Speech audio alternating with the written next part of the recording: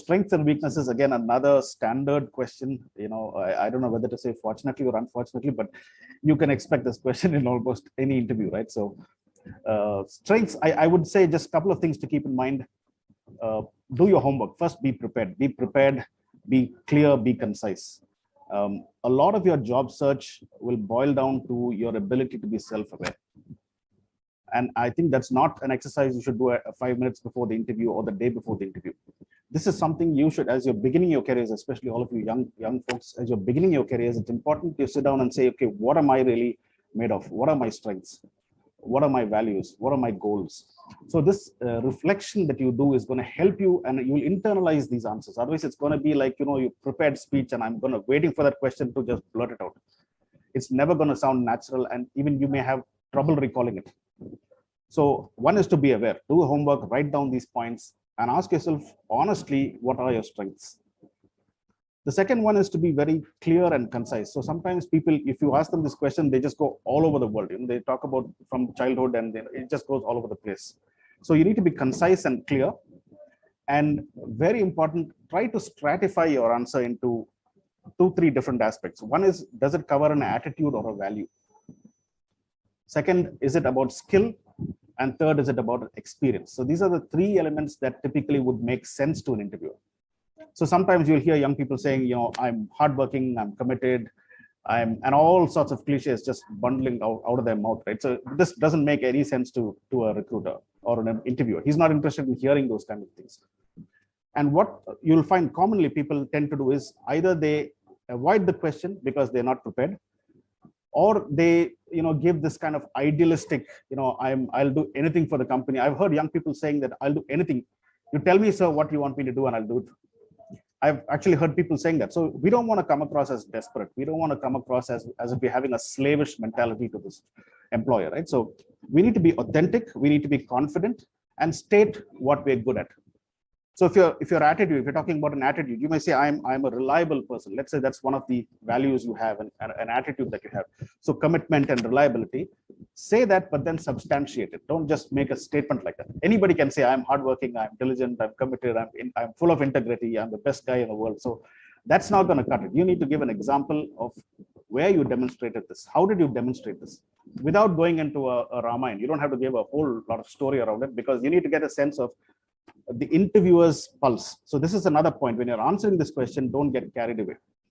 Is the interviewer asking this and expecting a 30-second response? You'll get to know from their body language. Are they expecting a 30-second response or a 3-minute response?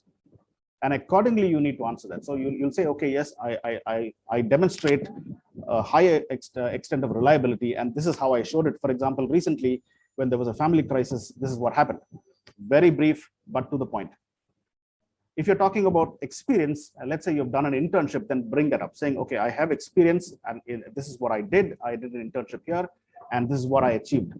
So remember, any statement you make, you need to substantiate. Otherwise, it's going to just go over their head. It's not going to have any value. It's going to be like a hollow statement.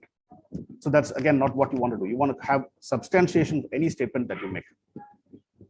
And of course, if you're talking about skills, so skills, let's say you're good at something. So I'm good at planning, let's say. Then again, you'll have to give an example, saying, I was recently managing this college event. We had so many variables. We had about 200 people involved, and we had just a week to go, but I was able to plan it meticulously. I did the budget for this, and we were within budget. Whatever shows your planning ability, that's important, because I'm good at planning. Again, anybody can say, why are you good at planning? How are you going to substantiate that? I think you need to give a short example. The other part is the weakness part. So this is, again, I want to share from my experience. Like Leo was mentioning, I've definitely interviewed a few thousand candidates in my career. And honestly, till date, I have not found a single candidate. This is the truth. Okay, I've not found a single candidate who has answered this question well. You'll usually find 2 kinds of answers. One is, I don't have any weaknesses. As unbelievable, as incredulous as that sounds, there are many candidates who feel that is the answer the interviewer wants to hear. That I'm perfect. I'm just the guy for you. What are you waiting for? Where's the offer letter? But just imagine, is anybody going to believe that? So one extreme is that. The other extreme is to either lie or mask in such a way that you don't know what they're saying finally.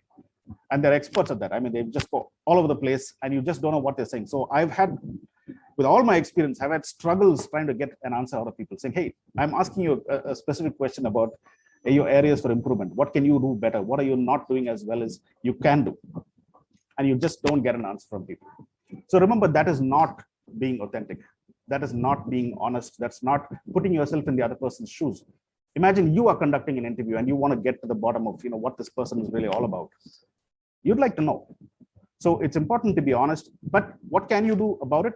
You don't want to give them a laundry list of why not to hire you. So you want to talk about 1 or 2 points, keep it brief, pick 1 or 2 points, again, do your homework, go prepared, and talk about it in a positive way. To give you an example, now I've heard some people twisting this logic, again, in a very unbelievable way. So they'll say, I'm too hardworking. So somewhere in their mind, they believe that the interviewer is going to believe that, and 2, that they're just waiting for somebody who works 25 hours a day. Not true. They really want to hear a genuine answer, So let's say I'm a person who gets bored easily. Let's say that's one of your challenges, right? You can present it saying, I like to be challenged. I need to be challenged a lot more than maybe many other people. So you are still talking about the fact that something that is not exciting may bore you, but you're presenting it in positive language. For example, you're disorganized. You don't use the negative word disorganized. You can say, I can do a lot better in the way I plan and organize my things. So again, you're telling them the truth. You're not coming across as Mr. Perfect, but you're presenting it in a way that doesn't sound so bad that they say, okay, I don't want to hire this person. And of course, if you're looking at a broad ratio, if you're talking about, let's say, 5 strengths, you typically keep your areas for improvement to maybe 1 or 2, obviously, because you're trying to sell yourself and not undersell yourself. So that's just an approach. But again, it requires a lot of homework, a lot of planning and preparation. If you liked this video, don't forget to subscribe for more of these informative videos.